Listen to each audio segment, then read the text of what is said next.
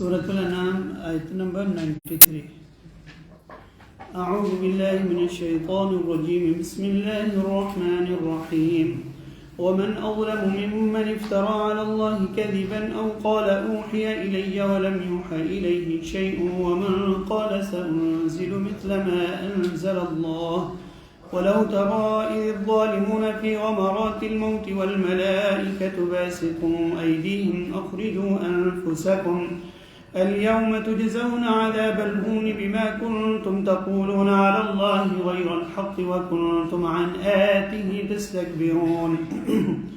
ولقد جئتمونا فرادا كما خلقناكم أول مرة وتركتم ما خولناكم وراء ظهوركم وما نرى معكم شفعاءكم الذين زعمتم أنهم فيكم شركاء لقد تقطع بينكم وضل عنكم ما كنتم تزعمون.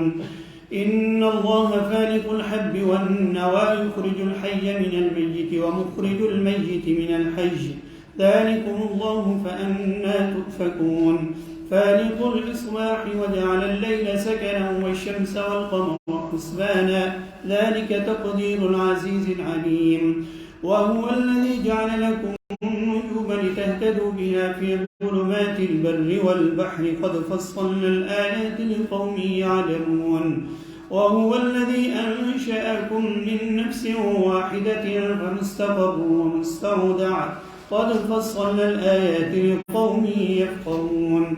وهو الذي أنزل من السماء ماء فأخرجنا به نبات كل شيء فأخرجنا منه خضرا نخرج منه حبا متراكبا ومن النخل من طلعها قنوان دانية وجنات من أعناب والزيتون والرمان مشتبها وغير متشابه انظروا إلى ثمره إذا أثمر وينعه إن في ذلكم لآيات لقوم يؤمنون.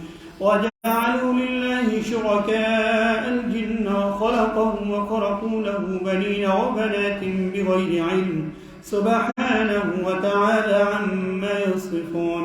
بديع السماوات والأرض أنى يكون له ولد ولم تكن له صاحبة وخلق كل شيء وهو بكل شيء عليم. ذلكم الله ربكم لا إله إلا هو خالق كل شيء فاعبدوه وهو على كل شيء وكيل. لا تدركه الأبصار وهو يدرك الأبصار وهو اللطيف الخبير.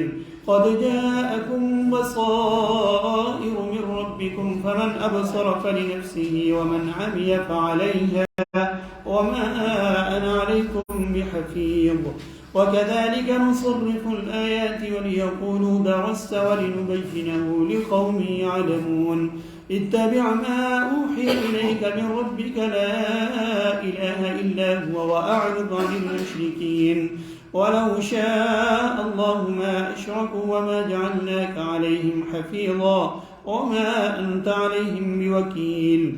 ولا تسبوا الذين يدعون من دون الله فيسبوا الله عدوا بغير علم كذلك زينا لكل أمة عملهم ثم إلى ربهم مرجعهم فينبئهم بما كانوا يعملون.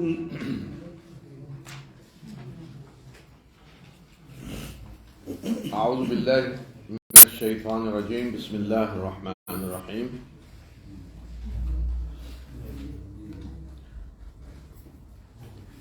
और उस शख्स से बड़ा जालिम कौन होगा जिसने अल्लाह पर झूठा इफ्तरा बांधा और या ये कहा कि मेरी तरफ भी वही की गई है हालांकि उसकी तरफ कोई चीज़ वही न की गई हो।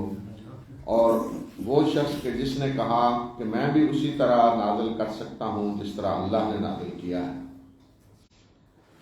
काश कि तुम उस वक़्त इन जालिमों को देखो जब वे सकरातुल मौत की हालत में होते हैं और फरिश्ते हाथ फैलाए इनको कह रहे होते हैं कि अपनी जानें हमारे हवाले करो, आज तुम्हें रुसवाई का अज़ाब दिया जाएगा उसके बदले में जो तुम नाहक अल्लाह की तरफ मंसूब करके बातें करते थे। اور تم اس کی آیات کے مقابلے میں تکبر کرتے تھے۔ تو قریش کے سرداروں کو یہ بتایا جا رہا ہے کہ اس شخص سے بڑا ظالم کون ہوگا کہ جو اللہ کے پر افتراء، جھوٹ منسوب کرے۔ تو سب سے بڑا جھوٹ جو اللہ کی طرف منسوب کیا جاتا ہے وہ تو اللہ کے شریک جو ٹھہرائے جاتے ہیں، اور دوسرا یہ کہ جو یہ کہے کہ میری طرف وحی کی یا نہ وحی نہیں کی گئی، اگر یعنی وہ رسول اللہ صلی اللہ علیہ وسلم کو کہہ رہے تھے نا کہ یہ کہتے ہیں بھائی ان کی طرف آئی یا نہ کہ وحی نہیں آ رہی، تو فرمایا کہ یہ کوئی شک نہیں کہ اگر کوئی شخص جھوٹا نبوت کا دعویٰ کرتا ہے تو اس سے بڑا ظلم کیا ہے کہ کوئی شخص کہے نہیں میری طرف اللہ کی وحی آ رہی اور وحی نہیں آ رہی۔ لیکن فرمایا کہ اسی طرح یہ بھی بڑا ظلم ہے جو تم کہہ رہے ہو کہ ہم بھی اسی طرح نازل کر سکتے ہیں جس طرح اللہ نازل کر رہا ہے۔ تو یہ قریش کے سردار یا عرب کے سردار کا یہ اس طرح کی ہم بھی وہی لا سکتے ہیں، نازل کر سکتے ہیں۔ تو یہ فرمایا کہ یہ بھی ظلم ہے بہت بڑا کہ کوئی یہ کہے کہ میں بھی نازل کر سکتا ہوں جس طرح اللہ نے نازل کیا۔ اور پھر ایسے ظالموں کے بارے میں بتایا کہ ٹھیک ہے اللہ نے مہلت دی ہوئی ہے، ساری شرارتیں کر رہے ہیں، بنڈا کر رہے ہیں اللہ کے رسول کے خلاف، لیکن جب ان کی موت کا وقت آئے گا، سکرات الموت میں ہوں گے، تو پھر اس وقت انہیں گرفتار کیا جائے گا، وہاں سے گرفتاری شروع ہوگی، اور وہاں فرشتے انہیں گرفتار کہ اپنی روحیں ہمارے حوالے کرو جلدی، اور اس وقت پھر انہیں کہ وہ تمہارے معاملے میں ہمارے شریک ہیں، تمہارے درمیان سارے اسباب منقطع ہو گئے، اور جو کچھ تم گمان کرتے تھے، جو سمجھتے تھے، وہ سب آج گم ہو گئی، نظر نہیں آ رہے۔ بے شک اللہ دانے اور گٹھلی کو پھاڑنے والا ہے، وہ زندہ کو مردہ سے پیدا کرتا ہے اور مردہ کو زندہ سے نکالتا ہے، یہ ہے اللہ، ذالکم اللہ، یہ ہے تمہارا اللہ جو یہ کام کر رہا ہے۔ تو تم کہاں بہکائے جاتے ہو؟ جب سارا کچھ یہ اللہ کر رہا ہے تو تم کہاں بھٹکے ہوئے ہو؟ یہ دوسرے کیا ہیں جن کی عبادت ہو رہی ہے؟ تو یہ جو فرمایا کہ فالق الحب والنوى، دانے اور گٹھلی کو پھاڑتا ہے، یعنی دانے کو اللہ پھاڑتا ہے تو اس سے فصل اگتی ہے، گٹھلی کو وہ پھاڑتا ہے تو اس سے پودا اگتا ہے۔ تو یہ فرمایا کہ یہ کام جس سے تمہاری یہ فصلیں اگ رہی ہیں، یہ درخت اگ رہے ہیں، یہ جن کے پھل کھا رہے ہو، تو کون ہے جو اگا رہا ہے؟ زمین کی تہ کے اندر کون ہے جو گٹھلی کو پھاڑ رہا ہے اور دانے کو پھاڑ رہا ہے اور مردے کو زندہ سے اور زندہ کو مردے سے نکال رہا ہے؟ فرمایا کہ ذالکم اللہ، یہ ہے اللہ، یہ اللہ کے کام ہے سارے۔ تو اس کے بعد تم پھر کہاں بہکائے جا رہے ہو؟ تمہیں کیوں بیوقوف بنایا جا رہا ہے؟ وہ رات کی تاریکی کو پھاڑ کر صبح کو نمودار کرنے والا ہے، اسی نے رات کو سکون کا ذریعہ بنایا اور سورج اور چاند کو ایک خاص حساب کا پہ چلایا، اور یہ ہے ٹھہرایا ہوا اندازہ اس ہستی کا جو زبردست اور دانا ہے۔ صبح کو وہ نمودار کرتا ہے، فالق الاسباح، یعنی رات کو پھاڑ کے اس کے تاریکی کو اس کے اندر سے صبح نکالتا ہے۔ رات کو تمہارے لیے سکون کا ذریعہ اس نے بنایا، سورج اور چاند کو ایک ایسے نظام کا پابند کیا، والشمس والقمر حسبانا، ایک خاص حساب پہ انہیں چلایا۔ آج دیکھیں نا یہ حال ہے کہ انسان آج سے کروڑوں سال بعد بھی بتا سکتا ہے کہ سورج کب فلاں دن کو تاریخ کو سورج کب طلوع ہوگا اور کب غروب ہوگا، اور اس میں سیکنڈ کا بھی کوئی فرق نہیں پڑ سکتا۔ یہ ہے پلاننگ، یہ ہے سسٹم جو اس ذات نے بنایا ہے جو زبردست بھی ہے، العزیز اور جاننے والا بھی ہے۔ یہ اللہ کی صفات آپ دیکھیں نا، جہاں بھی آئے ختم ہو رہی کوئی تو اللہ تعالیٰ کے صفات بتائی جا رہی ہیں کہ تمہارا رب کون ہے، عزیز ہے، زبردست ہے، علیم ہے، قدیر ہے، بخشنے والا ہے۔ تو جہاں جس طرح کی ضرورت ہے اسی طرح کی صفات اللہ تعالیٰ کی سیاق و سباق کے نتیجے میں آ رہی ہیں۔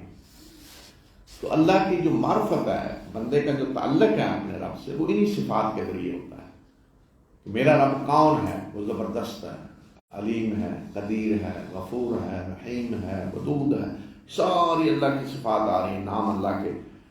تو تاکہ بندہ پہچانے کہ میرا رب کون ہے، میں نے کس طرح اپنے رب سے کیسا تعلق رکھنا ہے کہ جب وہ علیم ہے، جاننے والا ہے، تو مجھے ہر وقت پتہ ہونا چاہیے کہ وہ سب کچھ جانتا ہے، میری کوئی چیز اس سے چھپی ہوئی نہیں ہے. اور جب مجھے پتہ ہے کہ میرا رب غفور ہے، بخشنے والا ہے، تو مجھے مایوس نہیں ہونا چاہیے اس کی رحمت سے.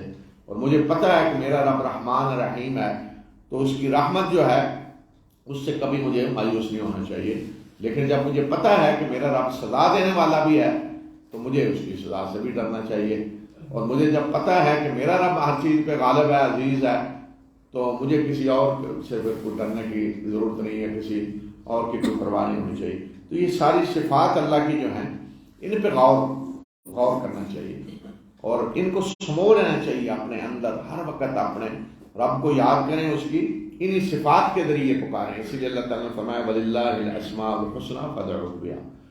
سارے اچھے نام اللہ کے ہیں، ان ناموں کے ذریعے اسے پکارو. ذکر یہ ہے، اللہ کا ذکر یہ ہے کہ ہم کہتے ہیں سبحان اللہ، الحمدللہ، اللہ اکبر. یا اللہ کو پکارتا ہے یا غفور یا رحیم، یعنی اے میرے رب جو تو غفور ہے، تو رحیم ہے. لیکن شیطان جب بہکاتا ہے تو وہ غلط راستے پہ ڈالتا ہے. تو سب سے زیادہ جو شیطانی کوشش ہے، جو چیلنج اس نے کیا تھا کہ میں تیرے بندوں کو ایک تو یہ کہ نہ شکرا بناؤں گا، وَلَا تَجِدُ أَكْثَرَهُمْ شَاكِرِينَ، تو ان میں سے اکثر کوئی شکر گزار نہیں پائے. اور دوسری وہ چیز کہ غلط راستے پہ لگانا، اصل راستے سے روک کر غلط راستے پہ لگانا. یعنی اللہ کی یاد ذکر کے بھی ایسے ایسے طریقے نکالیں گے، ایسے ایسے بدعتیں ہیں کہ جو ذکر نہیں وہ کچھ اور بن جائے گا. اب مثلا آپ اکثر دیکھتے ہیں ذکر ہو رہا ہے کیا جی، اللہ اللہ اللہ اللہ. ذکر سبحان اللہ ہے. مطلب اللہ اللہ کو کر کیا مطلب، کیا کہنا چاہتے ہو؟ سبحان اللہ کہو یہ ذکر ہے، الحمدللہ کہو یہ ذکر ہے، اللہ اکبر کہو یہ ذکر ہے، لا الہ الا اللہ کہو یہ ذکر ہے. نہیں، وہ ذکر نہیں کرنا. اچھا، پھر اس سے بھی آگے شیطان جو عجیب و غریب فلسفے، بس یہ ذکر جو ہے وہ آپ کے سانس کے ساتھ چلنی چاہیے. عجیب عجیب نام رکھے ہوئے ہیں. اس ذکر کا نام رکھا ہوا ہے ذکر پاس انفاس، یہ سانس کے ساتھ ذکر ہے. تو ذکر پھر کیا شکل اختیار کرتا ہے؟ سانس کے ساتھ ذکر ہے. اللہ کو یاد کرنے کے یہ طریقے ہیں. تو شیطان سب سے زیادہ جس چیز سے روکتا ہے، کوشش وہ کیا ہے کہ اللہ کی یاد سے اس نے روکنا ہے، اللہ کے ذکر سے روکنا ہے. تو اللہ کا ذکر ہی وہ چیز ہے کہ جس کے ذریعے بندہ اپنے رب سے جڑتا ہے، اپنے رب کو پہچانتا ہے کہ میرا رب کون ہے، اور پھر اسی کا انسانی زندگی کے پہ پورا اثر پڑتا ہے.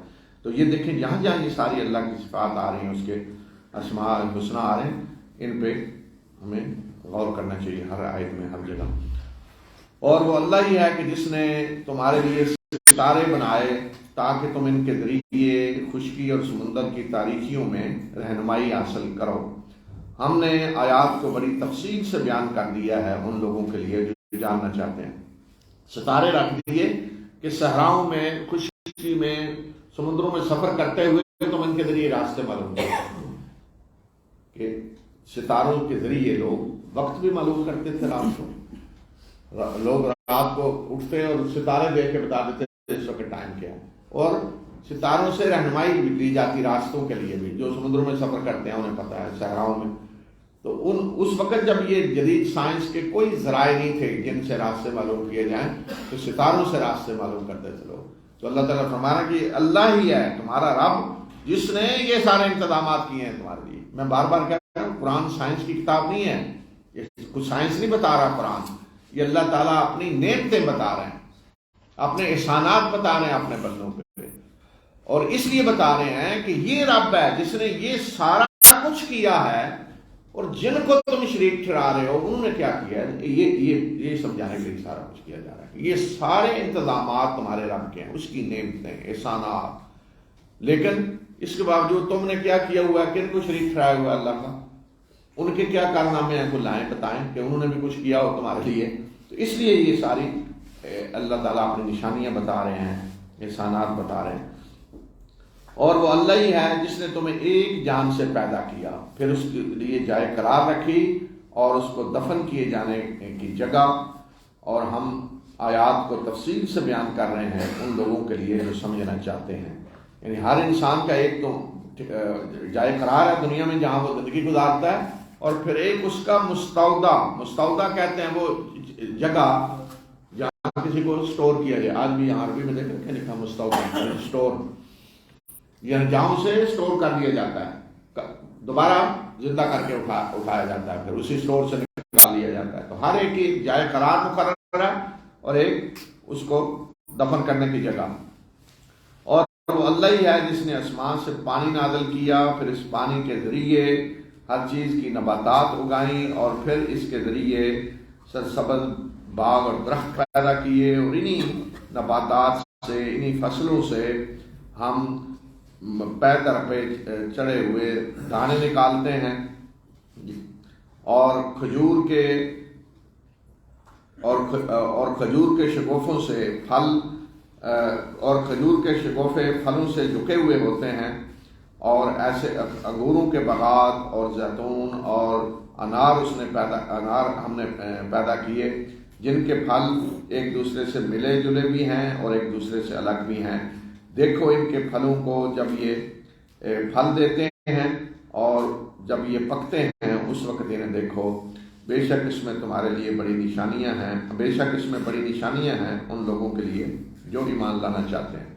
تو یہاں یہ اللہ تعالیٰ اپنی نعمتوں کا ذکر کر رہے ہیں۔ پانی ہم نے نازل کیا، اسی پانی کے ذریعے سب کچھ تمہارے لیے، ہر قسم کی فصلیں اور پھل، سارے باغات پیدا کیے۔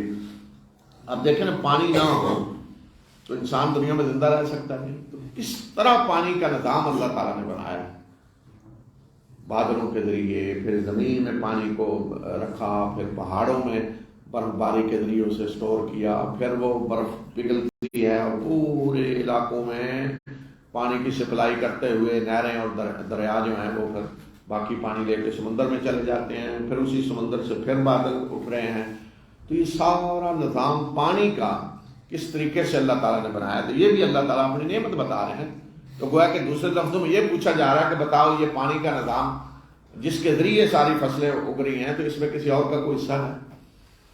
کوئی اور بابا صاحب ہیں، کوئی جن کا کوئی حصہ ہو اس میں؟ جب حصہ نہیں ہے تو جب فصلیں اگتی ہیں تو ان کے حصے مقرر کرتے ہو۔ آگے چیز بتائی جا رہی ہے، اس سے پہلے یہ ساری نعمتیں اللہ تعالیٰ بتا رہے ہیں کہ دیکھو سارا کچھ میں نے کیا، اس میں کوئی کسی کا حصہ نہیں ہے۔ اور انہوں نے جنوں کو اللہ کا شریک ٹھہرایا، حالانکہ اللہ نے انہیں پیدا کیا ہے، اور انہوں نے اللہ کے بیٹے اور بیٹیاں گھڑ لی بغیر علم کے۔ پاک ہے وہ کہ اس کا کوئی شریک ہو، اور وہ بلند تر ہے، برتر ہے ان باتوں سے جو یہ گھڑ رہے ہیں، جو گھڑ کے اس کی طرف منسوخ کر رہے ہیں کہ فلاں کو اس نے بیٹا بنا۔ جنوں کو اللہ کی شریک بنایا، یعنی اللہ کی صفات میں انہیں بھی شریک ٹھہرا دیا کہ جنوں کے بارے میں بھی یہ سمجھا کہ ان کے پاس بڑے اختیارات ہیں اور پتہ نہیں کہ کتنی طاقت رکھتے ہیں اور نفع نقصان پہنچاتے ہیں اور بگڑی بناتے ہیں ہماری، اور جس پہ ناراض ہو جائیں اسے پتہ نہیں کیا کر دیتے ہیں۔ تو خدائی صفات سے متصف کر دیا ان کو، جنوں کو، حالانکہ فرمایا کہ اللہ نے انہیں پیدا کیا، وہ تو مخلوق ہیں، اور انہوں نے پھر بیٹے بیٹیاں گھڑ کے اللہ کی طرف منسوخ کر دیے۔ وہ آسمانوں اور زمین کا موجد ہے، اس کی اولاد کیسے ہو سکتی ہے؟ اس کی تو کوئی بیوی نہیں ہے، اور اس نے ہر چیز کو پیدا کیا ہے اور وہ ہر چیز کو جاننے والا ہے۔ یعنی اللہ کے بیٹے جب بنا رہے ہیں تو اس کی تو کوئی بیوی نہیں ہے، تو بیٹے کہاں سے آ گئے؟ اس کے بیٹے نہیں ہیں، سب اس کی مخلوق ہے۔ یہ ہے اللہ تمہارا رب، یعنی یہ سارے کام پیچھے جو بتائے، فرمایا کہ یہ اللہ تمہارا رب، کوئی الہ نہیں ہے اس کے سوا، لا الہ الا ہوا۔ ساری اصل دعوت جو بتائی وہ لا الہ الا اللہ، اور کیوں لا الہ الا اللہ، یہ سارا اس لیے بتایا کہ کیوں اللہ کے سوا الہ نہیں، اس کے لیے سارا کچھ بتایا جا رہا ہے کہ خالق وہ ہے، ہر چیز وہ پیدا کر رہا ہے، سب کچھ وہ دے رہا ہے، قدرت اس کے ہاتھ میں ہے، حکم اس کا چل رہا ہے، کسی اور کے پاس رتی برابر کچھ نہیں ہے، نہ تمہیں دینے کے لیے نہ کوئی طاقت ہے تم سے لینے کے لیے، سب فقیر ہیں، محتاج ہیں۔ اللہ نے پیدا کیا ہے تو پیدا ہوئے، جب اس نے موت دے دی تو دنیا سے چلے گئے۔ یہ لا الہ الا اللہ، سب ساری دعوت، ساری تفصیل یہ ہے۔ اور پھر جنہوں نے لا الہ الا اللہ کا انکار کیا ان کا انجام دنیا میں کیا ہوا اور آگے بتایا جا رہا ہے آخرت میں کیا ہوگا. ذالکم اللہ ربکم، یہ اللہ تمہارا رب، کوئی الہ نہیں ہے اس کے سوا، کوئی خدا نہیں ہے اس کے سوا، کوئی عبادت کا حقدار نہیں ہے اس کے سوا، ہر چیز کا خالق، اسی کی عبادت کرو اور وہ ہر چیز پہ نگہبان ہے. فاعبدوہ، ہر چیز کا خالق وہ ہے، الہ وہ ہے، اسی کی عبادت کرو. آنکھیں اسے نہیں پا سکتی اور وہ آنکھوں کا ادراک کرتا ہے اور وہ بڑا ہی باریک بین اور خبر رکھنے والا ہے. انسانوں کی آنکھیں نہیں اسے دیکھ سکتی، اس کا ادراک نہیں کر سکتی، لیکن وہ آنکھ کا ادراک کرتا ہے. لوگوں تمہارے پاس تمہارے رب کی طرف سے بصیرت بخش نشانیاں آ چکی ہیں، بس جس نے آنکھیں کھول لیں یہ اس کے اپنے لیے مفید ہے، اور جو اب بھی اندھا بنا رہا تو اس کے اندھے پن کا وبال اسی پہ ہوگا، اور میں تم پہ کوئی نگہبان نہیں ہوں. نبی صلی اللہ علیہ وسلم کو کہا، آپ کہتے ہیں میں کوئی نگہبان نہیں ہوں کہ میں نے ضرور تمہاری آنکھیں کھول لی ہیں ڈنڈے سے، خود اپنی آنکھیں جس نے کھول لی اسے فائدہ ہے، لیکن بصیرت بخش نشانیاں آ چکی ہیں. اور اسی طرح ہم آیات کو بار بار ان کے سامنے لاتے ہیں، اور اس وجہ اس مقصد کے لیے کہ تاکہ یہ بھی کہیں کہ تم پڑھ کے آئے ہو، اور اس مقصد کے لیے کہ تاکہ ہم اس کو اچھی طرح کھول کے بیان کر دیں ان لوگوں کے لیے جو جاننا چاہتے ہیں. فرمایا کہ ہم بار بار آیات لا رہے ہیں، ایک ہی طرح کی ایک ہی موضوع کی آیات آ رہی ہیں ساری.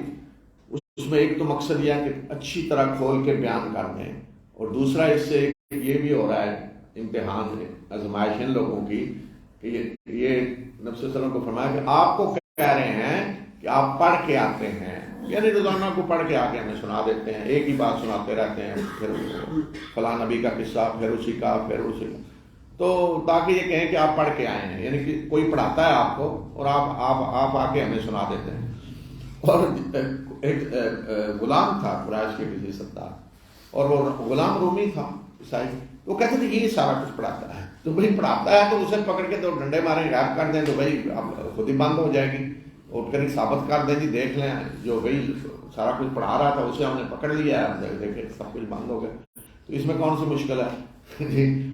تو جس پہ الزام لگا رہے ہیں وہ غلام جاہل، کسی چیز کا پتہ نہیں، اور وہ کہہ رہے جی وہ فلاں کا غلام جو ہے نا وہ انہیں پڑھاتا ہے، اور وہ تھا بھی اجمی، عربی زبان کے سے واقف بھی نہیں. تو یہ عادت ہے انسانوں کا کہ جب کسی چیز کا انسان انکار کرتا ہے، ہٹ درمی پہ اتر آتا ہے، تو پھر الزام بھی عجیب چیز لگاتا ہے، پراپیگنڈا بھی عجیب ہوتا ہے. نبی صلی اللہ علیہ وسلم کو حکم دیا کہ آپ اس کی پیروی کریں، جو کچھ آپ کی طرف آپ کے رب کی طرف سے وحی کی جا رہی ہے، کوئی معبود اس کے سوا نہیں ہے، لا الہ الا ہوا. اور ان مشرکوں سے اعراض کریں مطلب ان کی کوئی پرواہ نہ کریں، انہیں کوئی اہمیت نہ دیں، ان کے زیادہ پیچھے نہ پڑیں، آپ نے پیغام پہنچا دیا. اور اگر اللہ چاہتا تو یہ شرک نہ کرتے، اور ہم نے آپ کو ان پہ کوئی نگہباں بنا کے نہیں بھیجا کہ زبردستی انہیں آپ نے ایک مومن بنانا ہے، اور نہ ہی آپ ان پہ کوئی حوالہ دار ہیں کہ ان کی طرف سے وہ آپ سے پوچھا جائے گا کہ یہ لوگ ایمان کیوں نہیں لائے. تو یہ جو فرمایا کہ اگر اللہ چاہتا تو یہ شرک نہ کرتا، یعنی اگر اللہ جبر کرتا تو کسی کے مجال نہیں تھی شرک کرے، تو چونکہ اللہ نے آزادی دی ہے عمل کی تو اس لیے انہوں نے شرک کیا. پھر اب مسلمانوں کو ایک حکم دیا جا رہا ہے، اور یہ لوگ جن کو اللہ کے سوا پکارتے ہیں ان کو تم برا بھلا نہ کہو، ورنہ یہ ضد میں دشمنی میں آ کر بغیر علم کے اللہ کو برا بھلا کہنا شروع کر دیں گے. مسلمانوں کو کہا کہ ان کے معبودوں کو برا بھلا نہ کہو، ورنہ یہ ضد میں اللہ کو برا بھلا کہنا شروع کر دیں گے. حالانکہ اللہ کو تو وہ بھی مانتے تھے نا، قریش تو اللہ کے گھر کا حج کر رہے ہیں، عمرہ کر رہے ہیں، لیکن ضد میں آ کے فرمایا یہ اللہ کو برا بھلا کہنا شروع کر دیں. آج میں نے تجربہ کیا ہی، کسی سے بعض دفعہ کو بات کر رہے ہیں اسی طرح سے، تو وہ کہیں گے اچھا جی تمہارا اللہ کیا کرتا ہے؟ بھائی تمہارا اللہ نہیں ہے، مطلب انداز دیکھیں گفتگو کا، اور تمہارے رب کو بھی دیکھا ہوا ہے جی، تمہارا اللہ کیا کرتا ہے، اس طرح کی باتیں آگے شروع کر دیں. تو اس لیے فرمایا کہ جن معبودوں کو یہ پوچھتے ہیں اللہ کے سوا انہیں برا بھلا نہ کہو، ورنہ یہ ضد میں دشمنی میں اللہ کو برا بھلا کہنا شروع کر دیں گے بغیر علم کے. اسی طرح ہم نے ہر امت کے لیے اس کا عمل उनकी निगाहों में खुशनुमा बना दिया है। फिर इन सब ने अपने रब की तरफ पलटना है, फिर वो इन्हें बताएगा जो अमल ये किया करते थे। इसलिए कि इंसान जिस मदद में होता है, जो कुछ कर रहा होता है ना, उसके लिए शैतान ने बड़ा खुशनुमा बनाया हुआ होता है। वो उसको छोड़ने के लिए तैयार नहीं होता, उसके लिए वो लड़ता है, जान भी देने के लिए तैयार है, जान देने के लिए तैयार हो जाता है।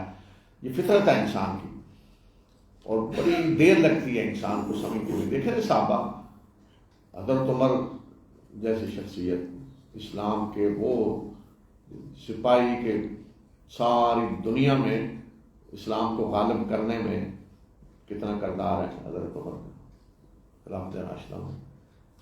लेकिन ये हाल था कि रसूलुल्लाह सल्लल्लाहु अलैहि वसल्लम को कत्ल करने के लिए निकल खड़े हुए। क्यों? कि ये हमारे माबूदों की तौहीन करते हैं। ये हाल होता है इंसान का। जिनको अल्लाह के सिवा वो ठहराया हुआ होता है शरीफ माबूद, तो उससे मोहब्बत इतनी होती है, और जब वो समझते हैं ना ये जी उनके तौहीन कर रहे हैं, तो इंसान की अजीब आदत हो जाती है। तो इसलिए फरमाया कि इस तरीके से उनके माबूदों को बुरा भला ना कहो। इंसान को दावत देनी चाहिए हिकमत के साथ, नसीहत। उदउ इला रब्बिका बिल हिकमा वल मौइज़तिल हसना वजादिलहुम बिल्लती हिय अहसन। ये ज़हन में रहे कि लोग जिस दीन पे चल रहे हैं, जो भी किसी का दीन है, जिस मज़हब में है, जो उनके अक़ायद हैं, वो बड़े खुशनुमा बने हुए हैं उनके लिए। तो इसलिए बड़ी हिकमत के साथ, नसीहत के साथ समझाने की ज़रूरत होती है। आस्ता आस्ता उसमें वक्त लगता है इंसान को समझने में।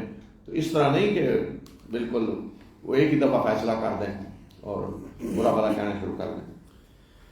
وَأَقْسَمُوا بِاللَّهِ جَهْدَ أَيْمَانِهِمْ لَئِن جَاءَتْهُمْ آيَةٌ لَيُؤْمِنُنَّ بِهَا قُلْ إِنَّمَا الْآيَاتُ عِندَ اللَّهِ وَمَا يُشْعِرُكُمْ أَنَّهَا إِذَا جَاءَتْ لَا يُؤْمِنُونَ وَنُقَلِّبُ أَفْئِدَتَهُمْ وَأَبْصَارَهُمْ كَمَا لَمْ يُؤْمِنُوا بِهِ أَوَّلَ مَرَّةٍ وَنَذَرُهُمْ في طغيانهم يعمهون ولو أننا نزلنا إليهم الملائكة وكلمهم الموت وحشرنا عليهم كل شيء قبلا ما كانوا ليؤمنوا إلا أن يشاء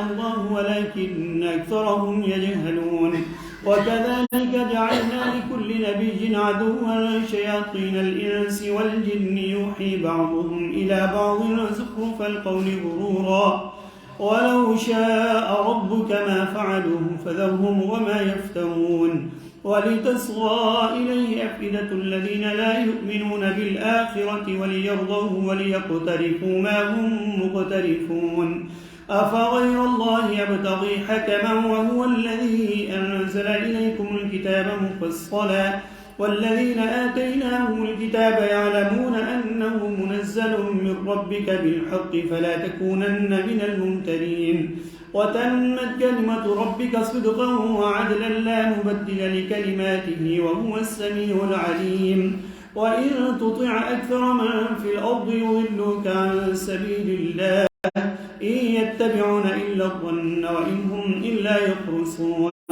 إن ربك هو أعلم من يضل عن سبيله وهو أعلم بالمهتدين فكلوا مما ذكر اسم الله عليه إن كنتم بآياته مؤمنين وما لكم ألا تأكلوا مما ذكر اسم الله عليه وقد فصل لكم ما حرم عليكم إلا ما اضطررتم إليه وإن كثيرا ليضلون بأهوائهم بغير علم إن ربك هو أعلم بالمعتدين وذروا ظاهر الإثم وباطنه إن الذين يكسبون الإثم سيجزون بما كانوا يقترفون ولا تأكلوا مما لم يذكر اسم الله عليه وإنه لفسق وإن الشياطين ليوحون إلى أوليائهم يجادلوكم وإن أطعتموهم إنكم لمشركون أومن كان ميتا فأحييناه وجعلنا له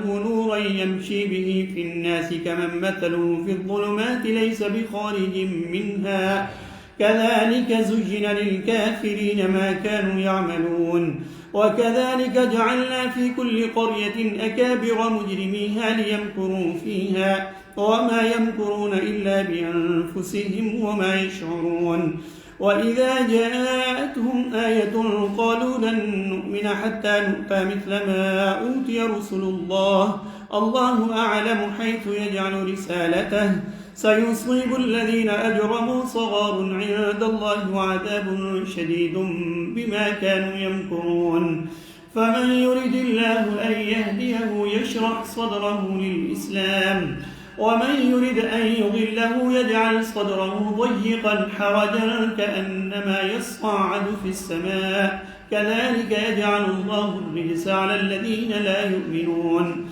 وهذا صراط ربك مستقيما قد فصلنا الآيات لقوم يذكرون لهم دار السلام عند ربهم وهو وليهم بما كانوا يعملون.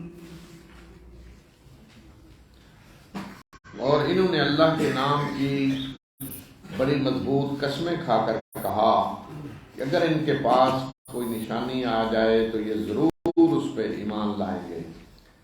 کہہ دیجئے کہ نشانیاں تو اللہ کے ہاں بہت ہیں اور تمہیں کیا پتا کہ نشانی آ جائے تو یہ ایمان نہیں لائیں گے. نشانی آ بھی گئی تو یہ ایمان نہیں لائیں گے. نشانی سے مراد ہے معجزہ. فرمایا کہ اب تو قسمیں کھا کر کے کہہ رہے ہیں بس نشانی کے انتظار ہے, دیر ہے, آئے نشانی معجزہ کو لائیں اور ہم تیار بیٹھے ہیں مال لانے کے لیے. فرمایا کہ مسلمانوں کو کہا اور تمہیں کیا پتا کہ اگر نشانی آ جائے تو یہ ایمان نہیں لائیں گے. اللہ جانتا ہے ساری قوموں کے اس لیے واقعات بتائے ہیں سارے, اور ہم ان کے دل اور ان کی آنکھوں کو پلٹتے رہتے ہیں اسی طرح جس طرح کی پہلی مرتبہ ایمان نہیں لائے. یعنی پہلی مرتبہ جب ایمان نہیں لائے تو اب یہ اسی طرح کی حرکتیں کریں گے اور ہم انہیں چھوڑ دیتے ہیں ان کی سرکشی میں یہ بہک رہے ہیں. انسان کا ایک عجیب معاملہ یہ بھی ہوتا ہے کہ شروع میں کسی چیز کا انکار کر دیا تو پھر وہ ٹل جاتا ہے. چونکہ میں انکار کر چکا ہوں, ایک دفعہ نہیں مانا تو اب بس ضد ہے. لوگ کیا کہیں گے جی دوبارہ اس نے مان لیا, حالانکہ ایک دفعہ کہ نہیں سمجھ آئی تو دوبارہ غور کریں, دیکھیں. ہو سکتا ہے ایک چیز کا انکار کیا, کہیں وہ صحیح نہ ہو, وہ حق نہ ہو, وہ سچائی نہ ہو, تو مسلسل انسان کو اپنا جائزہ لیتے رہنا چاہیے. لیکن فطرت بعض دفعہ یہ ہوتی کہ بس ایک دفعہ انکار کر دیا ہے تو نہیں, دوبارہ نہیں مانے گا. اور نشانیوں کا چونکہ ذکر تھا کہ نشانی آ بھی جائے تو ایمان نہیں لائیں گے, تو فرمایا کہ اگر ہم ان کے سامنے فرشتے لا کھڑے کریں اور مردے نکل کر ان سے باتیں کرنے لگیں اور ہم ہر چیز جمع کر کے ان کے سامنے لا کے رکھ دیں تو پھر بھی یہ ایمان لانے والے نہیں بنیں گے, الا یہ کہ اللہ چاہے, یعنی اللہ زبردستی مومن بنا دے. اور ان کے اکثر جو ہیں وہ جہالت برت رہے ہیں. تو یہ فرمایا کہ یہ تو نشانی کی بات کر رہے ہیں. اگر ہم فرشتے بھی لا کھڑے کریں سامنے, مردے اٹھ کے ان سے باتیں کرنے لگے تو پھر کیا ایمان لے آئیں گے کہ جی جادو کر دیا انہوں نے, جتنی بڑی کو نشانی دکھائیں انہوں نے کہہ دینا جادو کر دیا. اور اسی طرح ہم نے ہر نبی کا دشمن بنایا ہے, شیاطین انس کو بھی اور شیاطین جن کو بھی. یہ ایک دوسرے کی طرف وہی کرتے ہیں ملمس آدمی کی بھی باتیں دھوکہ دینے کے لیے. اور اگر تیرا رب چاہتا تو یہ حرکتیں نہ کرتے, تو چھوڑ دیں انہیں اور جو کچھ یہ افتراء پردازیاں کر رہے ہیں کرتے رہیں. تو یہ قانون سنت اللہ تعالیٰ نے اپنی بتائی کہ ہر نبی کے دشمن ہیں. کون؟ شیاطین انس اور شیاطین جن. دیکھیں شیاطین جو ہے نا, شیطان اور شیاطین جمع, شیطان انسانوں میں سے بھی ہیں جنوں میں سے بھی ہیں. شیاطین آج انسان بھی ہیں جن بھی ہیں, شروع سے جہاں جن شیاطین ہیں انسان بھی ہیں. اور یہ پھر ایک دوسرے کو القاء کرتے ہیں اس طرح کی چیزیں کہ یہ الزام لگاؤ, یہ سوال کرو, یہ پراپیگنڈا کرو. تو یہ دھوکہ دینے کے لیے ایک دوسرے کو وحی کرتے ہیں, القاء کرتے ہیں. اور آج تو بڑا آسان آ گیا کام, وسائل جو آج آ گئے ہیں, یہ جی واٹس ایپ اور یوٹیوب اور وہ فیس بک اور فلاں, اور اب شیاطین وہ اپنا کام کر رہے ہیں. تو شیاطین انس اور جن, اور تو بہرحال اہل ایمان بھی لگے ہوئے ہیں, ان کے پاس بھی بہترین وسیلہ آ گیا. تو فرمایا چھوڑ دیں انہیں, جو کچھ ان میں کرنا کر لیں, اپنے جرائم کر لیں, اللہ تعالیٰ نے مہلت دی ہوئی ہے. اور فرمایا کہ یہ مہلت ہم نے کیوں دی, کیوں ان شیاطین نے جنوں انس کو موقع دیا ہوا ہے کہ اللہ کے نبیوں کے خلاف یہ کام کر رہے ہیں, اللہ کے دین کے خلاف کام کر رہے ہیں, تاکہ ہم آزمائیں, امتحان لیں. کس طرح؟ اور یہ اس لیے ہم نے مہلت دی ہوئی ہے تاکہ جو لوگ آخرت پر ایمان نہیں رکھتے ان کے دل ایسی باتوں کی طرف مائل ہوں جو یہ شیاطین پھیلاتے ہیں، اور یہ تاکہ ایسی باتوں کو پسند کریں، اور پھر انہوں نے جو گناہ کرنے ہیں، جو جن گناہوں کا ارتکاب کرنا ہے وہ کر لیں۔ کیا اللہ کو چھوڑ کر میں کسی اور کو فیصلہ کرنے والا مانوں؟ حالانکہ اللہ ہی ہے کہ جس نے تمہاری طرف تفصیل سے کتاب نازل کر دی ہے، اور جن کو ہم نے کتاب دی ہے وہ جانتے ہیں کہ یہ ان کی رب کی طرف سے نازل کردہ ہے حق کے ساتھ، تو آپ شک کرنے والوں میں سے نہ ہو جائیں، اور تیرے رب کی بات سچائی اور انصاف کے ساتھ پوری ہوگی، اور کوئی اس کے فرمان کو بدلنے والا نہیں ہے، اور وہ سننے والا اور جاننے والا ہے۔ اور اگر آپ زمین میں اکثریت کی بات مانیں گے تو یہ آپ کو اللہ کے راستے سے ہٹا دیں گے۔ اگر یہ دیکھیں کہ زیادہ لوگ کیا کہہ رہے ہیں تو وہ تو پھر اللہ کے راستے سے آپ کو ہٹا دیں گے۔ تو یہ نہیں دیکھا جائے گا کہ زیادہ لوگ کیا کہہ رہے ہیں، یہ دیکھا جائے گا کہ بات کیا ہے۔ اگر سچائی کو ایک شخص کہہ رہا ہے سچی بات تو وہ سچی ہے، اور لاکھوں کروڑوں اگر جھوٹ کہہ رہے ہیں تو وہ جھوٹ ہے، یا کوئی ایک بھی نہیں ہے جو سچائی کی بات کرنے والا ہو، تو اس کا یہ مطلب نہیں کہ سچائی جو ہے وہ سچائی نہیں رہی۔ حق حق ہے، باطل باطل ہے، بے شک کوئی ایک بھی حق میں چلنے والا نہ ہو۔ اس لیے فرمایا کہ اگر اکثر لوگ زمین میں جو ہے ان کی بات مانیں گے تو یہ تو آپ کو اللہ کے راستے سے ہٹا دیں گے، اور یہ سب لوگ کیا کر رہے ہیں؟ یہ صرف گمان کی پیروی کر رہے ہیں، اور یہ صرف اور صرف کیا سرائیاں کر رہے ہیں، ان کے پاس کوئی علم نہیں ہے۔ علم میں نے کہا دو طرح کا علم ہے، ایک ہے جو انبیاء کے ذریعے ملتا ہے، اللہ کی طرف سے جو عطا ہوتا ہے، دوسرا وہ ہے کہ جو انسان اپنے تجربات کی بنیاد پہ سیکھتا ہے، جسے آج ہم کہتے ہیں سائنسی علم۔ تو یا تو یہ ہے کہ انسان سائنسی علم کی بنیاد پہ کوئی بات کر رہا ہو، ہاں جی یہ بات سائنسی طور پہ ثابت ہے کہ ایسے ہے، یہ ثابت ہے کہ ایسے نہیں ہے، ٹھیک ہے یہ بھی ایک علم ہے، کرے اس پہ بھی کوئی بات کر سکتا ہے۔ یا پھر اللہ کی طرف سے جو علم آیا ہے وہ اس کی بنیاد پہ کوئی بات کر رہا ہو، اس کو دلیل بنا رہا ہو، لیکن نہ کسی کے پاس اللہ کا دیا ہوا علم ہو اور نہ سائنسی علم ہو، تو پھر طوطوں سے جا کے پوچھ رہے ہوں جی بتائیں ہماری قسمت کیا ہے، کل ہمارے ساتھ کیا ہونا ہے، اور ستاروں سے پوچھ رہے ہوں جی بتائیں کہ ہمارا مستقبل کیا ہے، تو اس سے بڑی پھر جہالت کیا ہے؟ یہ ہے حماقت اور یہ ہے جہالت، جس کو کہا ہے ان یتبعون الا الظن وانهم لا يخرصون، کہ یہ تو وہم و گمان خرافات کی پیروی کر رہے ہیں، توہم پرستیاں، اور وہ جی کوا کے بیٹھ گیا چھت پہ تو یہ ہو جائے گا، اور بلی دیکھ لی کالی تو یہ ہو جائے گا، اور پرندہ آپ کے آگے چھوڑ کے ادھر گیا تو یہ ہو جائے گا، تو یہ توہم پرستیاں اور کیا سرائیاں، تو یہ کوئی علم نہیں ہے۔ انسان کو اللہ نے عقل دی ہے، شعور دی ہے، سوچنے سمجھنے کی صلاحیتیں دی ہیں، ان سے کام لے کے اپنے فیصلے کرے زندگی کے۔ بے شک تیرا رب اچھی طرح جانتا ہے اس کو جو اس کے راستے سے بھٹکا ہوا ہے، اور جو ہدایت یافتہ ہیں صحیح راستے پہ چلنے ہیں ان کو بھی تو اچھی طرح جانتا ہے۔ بس تم کھاؤ اس میں سے جس پہ اللہ کا نام لیا گیا ہے، اگر تم اس کی آیات پر ایمان لاتے ہو، اور اس کو نہ، اور تمہیں کیا ہو گیا ہے کہ تم اس کو نہیں کھاتے جس پہ اللہ کا نام لیا گیا ہے، حالانکہ اس نے تمہیں تفصیل سے بتا دیا ہے جو کچھ اس نے تم پہ حرام کیا ہے، سوائے اور اس حالت کے کہ جو اضطراری حالت میں تمہیں کھانا پڑے۔ اور بے شک اکثر لوگ اپنی خواہشات کی بنیاد پہ بغیر علم کے گمراہ کرتے ہیں، بے شک تیرا رب اچھی طرح جانتا ہے حد سے تجاوز کرنے والوں کو۔ یہ جو کہا جا رہا ہے مسلمانوں کو کھاؤ اس میں سے جس پہ اللہ کا نام لیا گیا ہے، کیا بات ہے؟ کیوں نہیں کھا رہے تم جس پہ اللہ کا نام لیا گیا؟ جاہلیت میں بہت سارے جانور جو ہیں انہیں چھوڑا جاتا تھا، پیچھے جو گزرا نا حام اور وسیلہ اور بحیرہ اور یہ، تو ان کو پھر سمجھا جاتا کہ ان کا گوشت نہیں کھانا۔ تو اب لوگ چونکہ جاہلیت سے بھی نئے نئے نکل کے آئے تھے تو ابھی تک کچھ ذہنوں میں ہوتا تھا کہ یہ جو ہے اس کا گوشت کھانا پتہ نہیں جائز ہے یا نہیں، تو فرمایا کہ جس پہ اللہ کا نام لے کے اسے ذبح کیا گیا اسے کھاؤ۔ یہ ایسے ہی ہے جیسے آج کو مثلا ہندو سے مسلمان ہوا ہے تو ذرا اس کے ذہن میں ابھی ہے تھوڑا جھجک ہے کہ پتہ نہیں گائے کا گوشت سامنے آئے تو شاید وہ تھوڑا جھجک رہا ہو، تو اس بنیاد میں فرمایا کہ کیا ہو گیا تمہیں کہ جس پہ اللہ کا نام لیا گیا کھاؤ، جو حرام ہے وہ تو اللہ نے بتا دی ہیں تمہیں، تو اب جھجک کس چیز کی؟ اور ظاہری گناہ کو بھی چھوڑ دو اور جو چھپا ہوا ہے اس کو بھی. بے شک وہ لوگ جو گناہ کا ارتکاب کرتے ہیں تو جو کرتوت ہیں ان کے جو گناہ وہ کر رہے ہیں اس کی جلد سزا انہیں دی جائے گی. اور جس پہ اللہ کا نام نہیں لیا گیا اس کو نہ کھاؤ، بے شک یہ حکم عدولی ہے، فسق ہے. اور بے شک شیاطین اپنے دوستوں کو وہی کرتے ہیں تاکہ یہ تم سے جھگڑیں بحث کریں. اگر تم نے ان کی بات مانی تو پھر تم بھی مشرک ہو جاؤ گے. یہ جو فرمایا شیاطین اپنے دوستوں کو وہی کرتے ہیں تاکہ تم سے بحث کریں. مشرکین مکہ یا مشرکین عرب نے ایک بڑی فلسفیانہ بات کی. اس کے جواب میں جو قرآن نے بتایا کہ جس پہ اللہ کا نام لے کے ذبح کیا جائے اسے کھاؤ، اور جس پہ اللہ کا نام نہیں لیا گیا وہ نہ کھاؤ.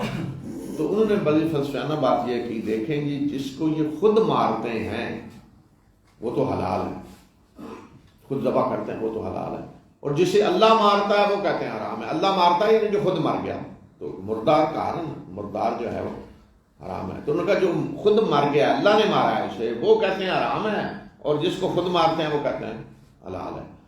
تو یہ فرمایا کہ اس طرح کی باتیں شیاطین ان کو وہی کر رہے ہیں کہ اس طرح کی باتیں تاکہ آپ سے آ کر جھگڑیں، اور اگر ان کی بات مانی تو تم بھی مشرک ہو جاؤ گے.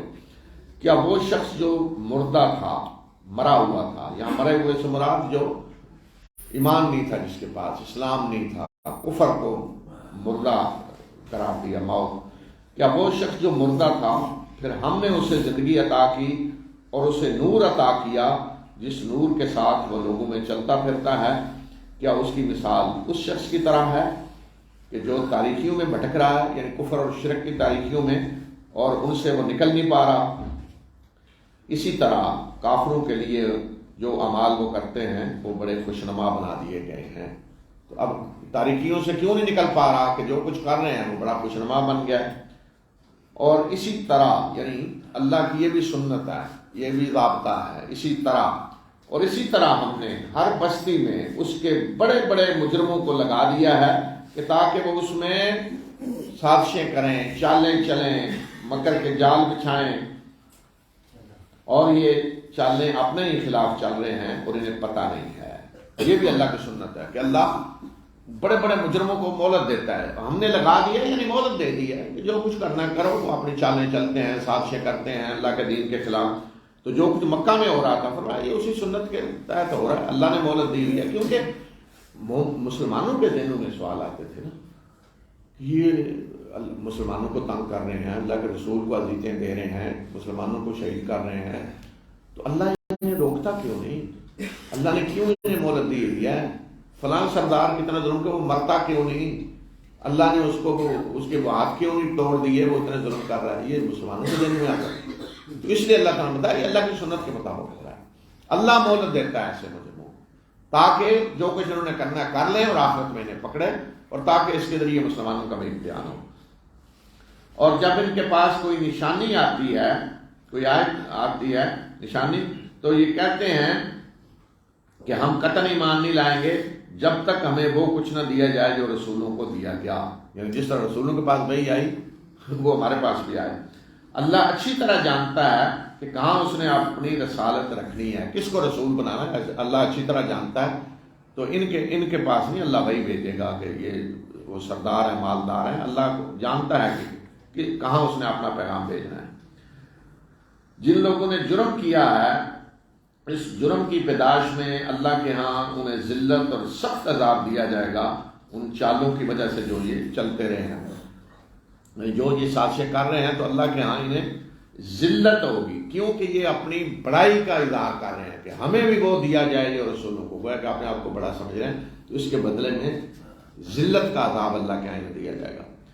اللہ جسے ہدایت دینا چاہتا ہے تو اللہ اس کے سینے کو اسلام کے لیے کھول دیتا ہے، اور جسے اللہ گمراہ کرنا چاہتا ہے تو اللہ اس کے سینے کو اس طرح تنگ کر دیتا ہے کہ گویا کہ وہ آسمانوں میں چڑھ کے جا رہا ہو.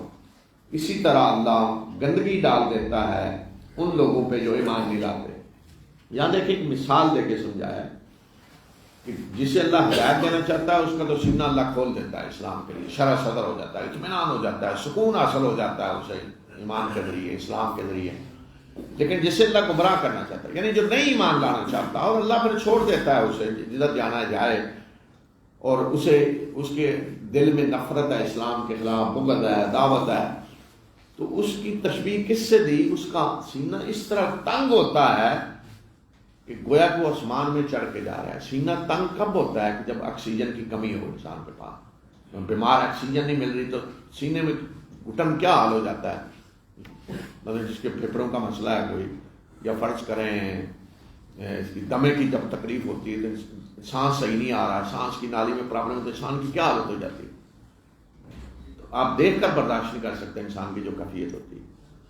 تو کیا کہ آکسیجن نہیں پوری مل رہی، تو مثال کس سے دی کہ انما یصعد فی السماء، گویا کہ آسمان پہ جا رہا ہے چڑھ کے۔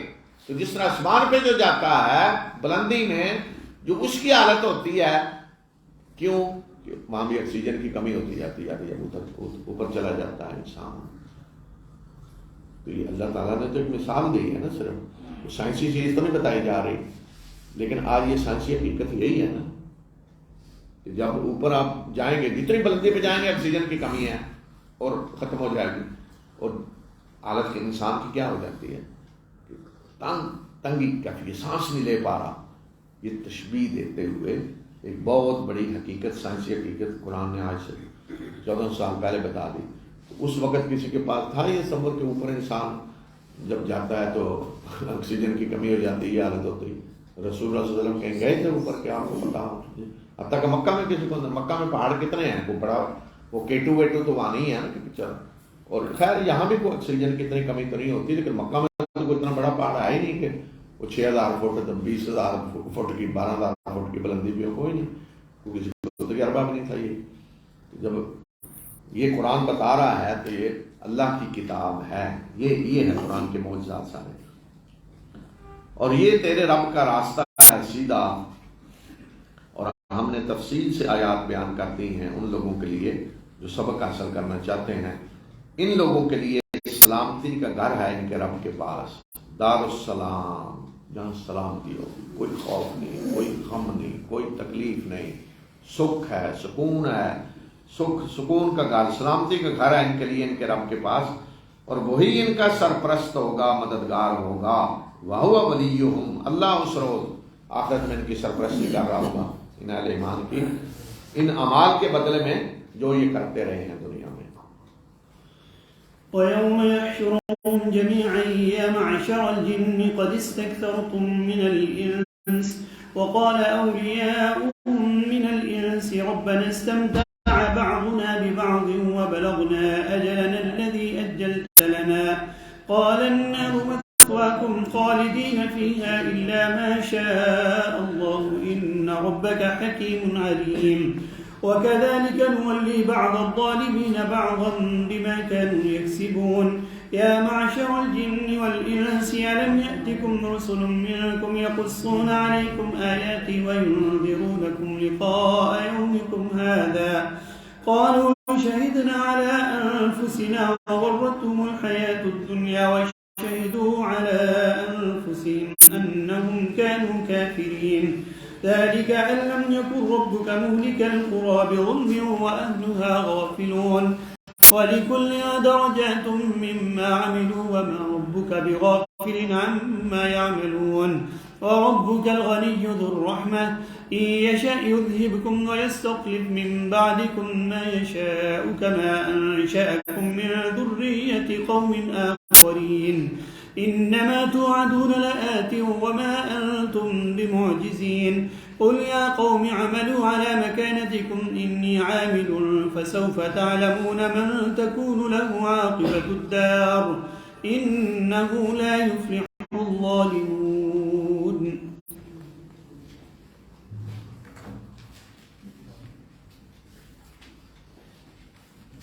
اور اس دن کو یاد کرو جس دن اللہ ان سب کو جمع کرے گا اور جنوں سے کہے گا کہ اے جنوں کی جماعت، تم نے بہت سارے انسانوں کو گمراہ کر دیا، بہت سارے انسانوں کا بیڑا گرک کر دیا، اور انسانوں میں سے ان کے دوست کہیں گے کہ اے ہمارے پروردگار، ہم نے ایک دوسرے کو استعمال کیا اور پھر ہم اس مقررہ وقت پہ پہنچ گئے جو تو نے ہمارے لیے مقرر کیا تھا، تو اللہ تعالیٰ فرمائے گا کہ آگ تمہارا ٹھکانہ ہے، اسی میں تم ہمیشہ رہو گے، الا یہ کہ اللہ جو چاہے کرے، بے شک تیرا رب دانا ہے اور علم رکھنے والا ہے۔ تو یہاں جنوں سے مراد شیاطین جن ہیں، جنوں میں مسلمان بھی ہیں، تو شیاطین جنوں کو گویا کہ کہا جائے گا کہ تم نے تو بہت سارے انسانوں کو گمراہ کر دیا۔ تو ساتھ ہی پھر ان کے جو دوست تھے انسانوں میں، ان کے پیروکار، جن کو وہ استعمال کرتے رہے، تو وہ کہیں گے کہ ہم نے ایک دوسرے کو استعمال کیا، یعنی انسان جنوں کا نام لے کے لوگوں کو بیوقوف بناتے ہیں۔ آج کتنے ہیں جن کے کاروبار سارے جنوں پہ چل رہے ہیں، لوگوں کو گمراہ کرتے ہیں کہ میرے پاس جن ہے، جن نے آ کے یہ کہا، جن یہ کر گیا، وہ لوگوں کو ڈرا رہے ہیں تم پہ جن داخل ہو گیا ہے، وہ جن تعویذ دے رہے ہیں، جادو کر رہے ہیں، عجیب و غریب کام، یہ جنوں کے نام پہ پورا کاروبار، پوری مارکیٹ چل رہی ہے۔ تو گویا کہ انسان فائدہ اٹھا رہے ہیں جنوں کا نام استعمال کر کے، اور جن جو ہیں وہ انسانوں کو استعمال کر رہے ہیں۔ وہ سمجھ رہے ہیں جی وہ یہ ان کی عبادت کرتے ہیں، شرک کرتے ہیں، اور جنوں کے نام لیے چلے کاٹتے ہیں، جن میں شرک کیا جاتا ہے، ساری بندگی کرواتے ہیں ان سے غیر اللہ کی جن۔ تو یہ ایک دوسرے سے وہ کہیں گے کہ ہم نے ایک دوسرے کو استعمال کیا، فائدہ اٹھایا، اور آج ہم یہاں پہنچ گئے آخر جو تو نے وقت مقرر کیا تھا۔ تو اللہ تعالیٰ فرمائے گا کہ اب ان بحثوں کا وقت نہیں، اب تم سب کے لیے آگ ہے، آگ تمہارا ٹھکانہ ہے جس میں ہمیشہ رہو گے۔ اور اسی طرح ہم ظالموں کو ظالموں کا دوست بنا دیتے ہیں، یا یہ بھی مطلب ہے کہ ظالموں پہ ظالموں کو مسلط کر دیتے ہیں ان کے کرتوتوں کی وجہ سے جو یہ کرتے ہیں۔ ظالم کا دوست بھی ہوتا ہے، ہر ظالم کا دوست ہوگا، برا برے کا دوست ہوگا، نیک کا، اور ظالموں کو ہی اللہ ظالموں پہ مسلط بھی کرتا ہے۔ ایک ظالم کو سزا دینے کے لیے اللہ کسی ظالم کو لاتا ہے دوسرے کو، اس لیے نیک آدمی تو نہیں کو سزا دے سکے گا کسی کو، اللہ کسی ظالم ہی کو مسلط کرتا ہے اس پہ۔ پھر انسانوں اور جنوں دونوں کو جو جہنم میں جا رہے ہوں گے، جن کے بارے میں فیصلہ ہو جائے گا کہ یہ جہنم میں جانے والے ہیں، ان کو یہاں مخاطب کیا جائے گا۔ اے جنوں اور انسانوں کے گروہ، کیا تمہارے پاس تمہیں میں سے رسول نہیں آئے کہ جو تمہیں میری آیات سناتے رہے اور تمہیں تمہارے اس دن کی ملاقات سے خبردار کرتے رہے؟ تو وہ کہیں گے کہ ہم نے اپنے اوپر گواہی دے دی کہ آئے ہیں، قابل شہیدنا علیہ، ہم گواہ ہیں اپنے اوپر کہ رسول آئے ہیں۔ اور ان کو دنیا کی زندگی، اللہ تعالیٰ فرمائیں گے کہ اور دنیا کی زندگی نے ان کو دھوکہ دیا، اور آج انہوں نے گواہی دے دی اپنے خلاف کہ یہ کفر کرتے رہے ہیں۔ وہاں گواہی دے دیں گے کہ رسول آئے لیکن کفر کرتے، انہوں نے نہیں مانا، یہ انکار کرتے رہے۔ تو یہاں دیکھیں کہ اللہ تعالیٰ جنوں انسانوں دونوں سے پوچھے گا کہ کیا رسول آئے تمہارے پاس؟ جنوں سے بھی انسانوں سے بھی پوچھے، اور دونوں کہیں گے کہ آتے رہے ہیں۔ تو اس کا مطلب ہے کہ جنوں کے اندر اللہ نے انہی میں سے رسول بھیجے ہیں، جس طرح انسانوں کے اندر رسول آئے ہیں انسانوں میں سے، تو جنوں کے اندر جنوں میں سے رسول آئے ہیں۔ ہاں، ہم جنوں کے رسولوں کو نہیں پہچان سکتے، نہ جنوں سے کوئی رابطہ ہو سکتا ہے ہمارا، نہ ان کے رسولوں کو ہم پہچان سکتے ہیں، لیکن جن جو ہیں وہ ہمارے رسولوں کا پیغام سن سکتے ہیں، رابطہ ہو سکتا ہے ان کا۔ تو اسی لیے جو انسانوں میں سے رسول ہیں ان پر جن بھی ایمان لائے، جس طرح رسول اللہ صلی اللہ علیہ وسلم کے آگے سورہ جن میں بھی ہے، سورہ احقاف میں کہ انہوں نے قرآن سنا اور ایمان لائے۔ لیکن جو رسول جنوں میں ہیں ہم نہیں جانتے، نہ قرآن نے ہمیں ان کے نام بتائے ہیں، نہ کون ہے، کہ ہمیں صرف وہ بتائیں جو انسانوں میں رسول آئے، لیکن جنوں میں رسول آئے ہیں، کیونکہ یہاں اللہ تعالیٰ پوچھ رہا ہے تو وہ کہیں گے کہ ہاں بالکل آئے ہیں۔ تو اب یہ بتایا کہ یہ ہم کیوں حجت پوری کریں گے، کیوں پوچھیں گے ہم اس وقت، کہ یہ اس لیے کہ یہ بتانے کے لیے، یہ واضح کرنے کے لیے کہ تیرا رب بستیوں کو، یعنی بستی میں رہنے والی بستیوں کے لوگوں کو ظلم سے ہلاک کرنے والا نہیں ہے، اس حال میں کہ ان کے رہنے والے غافل ہوں۔ یہ نہیں ہو سکتا کہ رہنے والے غافل ہیں، اللہ نے کوئی رسول نہیں بھیجا، کچھ نہیں بتایا کیا حرام ہے کیا حلال ہے، شرک کیا ہے، کچھ بتایا نہیں، اور پھر اللہ جا کے پکڑ لے جی تم نے کفر کیا ہے، فرمایا یہ ظلم ہے۔ تو اللہ بستی والوں کو ظلم کے ساتھ پکڑنے والا نہیں ہے اس حال میں کہ وہ غافل ہوں۔ अल्लाह रसूल भेजता है, हुज्जत पूरी करता है, फिर लोग जब नहीं मानते तो फिर उन्हें सजा मिलती। और हर एक के दर्जात हैं उनके अमल के एतबार से, और जो कुछ ये लोग कर रहे हैं तेरा रब इससे गाफिल नहीं है, और तेरा रब बेनियाज है और रहमत वाला है। अगर वो चाहे तो ऐ लोगों तुमको ले जाए और तुम्हारे बाद जिसे चाहे तुम्हारा जानशीन बना दे, जिस तरह तुम्हें उसने कुछ दूसरे लोगों की नस्ल से उठाया है, पहले और कौमें थी उनकी नस्ल से अल्लाह तुम्हें उठा के लाया है। बेशक जिस चीज का तुमसे वादा किया जा रहा है वो आकर रहेगी और तुम आजिज कर देने वाले नहीं हो। जिस चीज का वादा किया जा रहा है यानी अल्लाह का अजाब, अगर तुम नहीं मानोगे तो अल्लाह का अजाब आएगा। इसी तरह क़यामत, तो फरमाया कि तुम कहीं भाग जाने वाले नहीं हो। वमा अंतुम, इसका मतलब ये होता है कि कोई शख्स भाग गया है और आप उसे पकड़ नहीं सके, ये छुप गया है, आप ढूंढ रहे हैं, आप आजिज आ गए हैं ढूंढ ढूंढ के, पता ही नहीं जी किधर है, आखिर मायूस होकर बैठ गए, ये बंदा नहीं मिल रहा जी। तो फरमाया कि तुम हमें को आजिज कर देने वाले नहीं हो कि भागो और हम पकड़ ना सकें और छुप जाओ तो हमें पता न चले, तुम कहीं भाग नहीं सकते। इन्हें कह दीजिए कि ऐ मेरी कौम, तुम अपनी जगह पे काम करो और मैं भी अपनी जगह पे काम कर रहा हूं, तो जल्दी तुम्हें मालूम हो जाएगा कि कौन है कि जिसके लिए अंजाम कार की कामयाबी है। हकीकत यह है कि जालिम फलाह नहीं पाएंगे। नबी सल्लम को कहा कि नहीं कह दें, ठीक है मैंने पैगाम पहुंचा दिया, अब तुम अपना काम करो, मैं अपना काम कर रहा हूँ।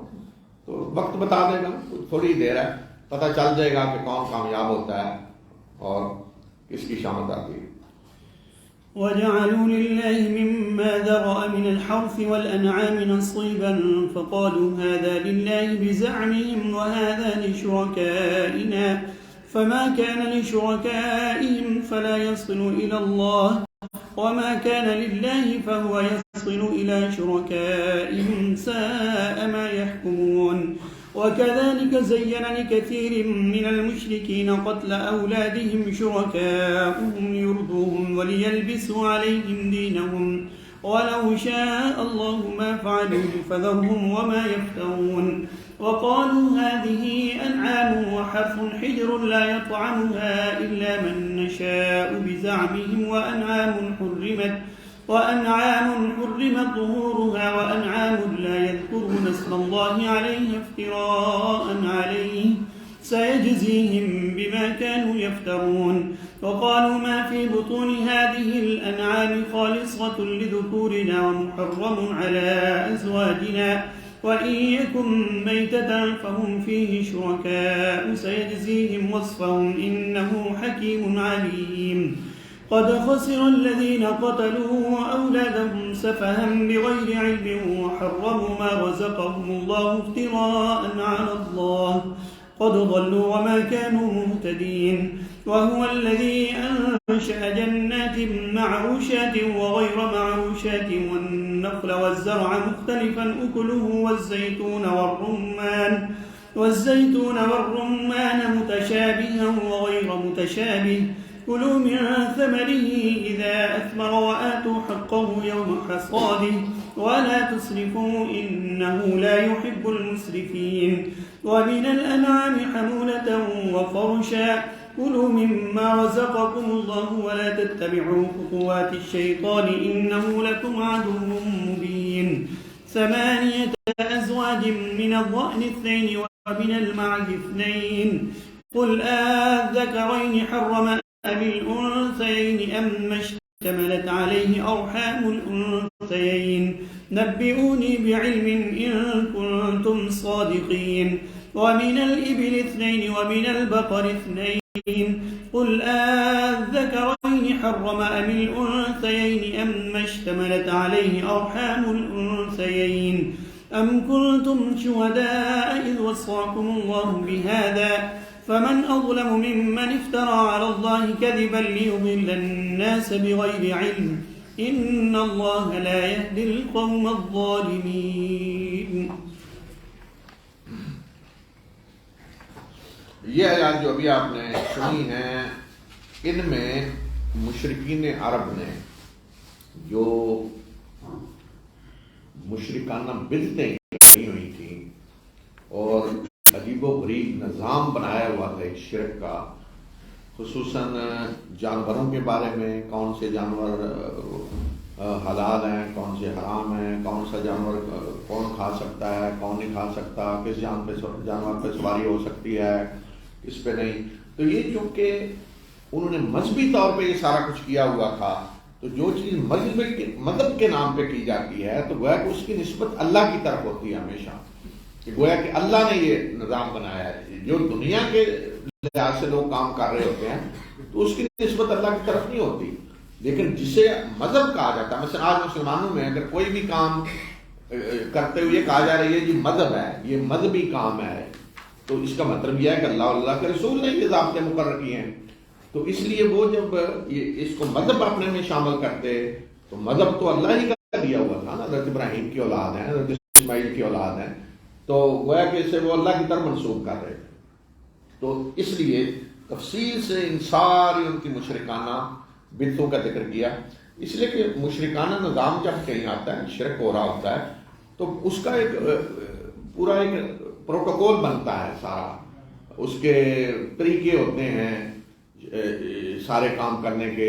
یہ جو مجاور ہوتے ہیں، جو گدیاں پہ بیٹھے ہوتے ہیں آستانوں پہ، تو وہ اپنا پورا ایک نظام پھر بناتے ہیں. آپ کبھی دیکھیں ہمارے یہاں جب کوئی یہ عرس ورس ہو رہے ہوتے ہیں بعض جگہوں پہ، تو اس میں دیکھیں کیسی کیسی رسمیں ادا ہوتی ہیں، جی بوگری وہ بنائی ہوئی، وہ پورا سسٹم، وہ لازمی اس پہ عمل ہوگا، یہ ایسے کرنا ہے، اس میں لباس ایسا ہوگا، کھڑے ایسے ہونا ہے، فلاں نے یہ کرنا ہے، یہ کرنا ہے.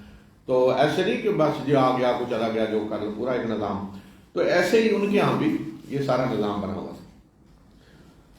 اور انہوں نے جو کچھ اللہ نے کھیتی اور مویشی پیدا کیے ہیں اس میں اللہ کا بھی ایک حصہ رکھ دیا ہے. غور کریں، یہ نہیں کہا کہ صرف اللہ کا حصہ نہیں، بڑی مہربانی کی ہے کہ جو کھیتیاں اللہ نے پیدا کی ہیں، جانور اللہ نے پیدا کیے ہیں، ان میں اللہ کا بھی حصہ رکھ دیا. بڑی مہربانی اللہ کا حصہ، یعنی بتوں کا بھی رکھا ہوا ہے، ساتھ ایک اللہ کا بھی رکھا. یہ ایسے ہی ہے نا کہ جیسے آج ہم کہیں جی ہم اللہ کی بھی عبادت کرتے ہیں. کیا مطلب؟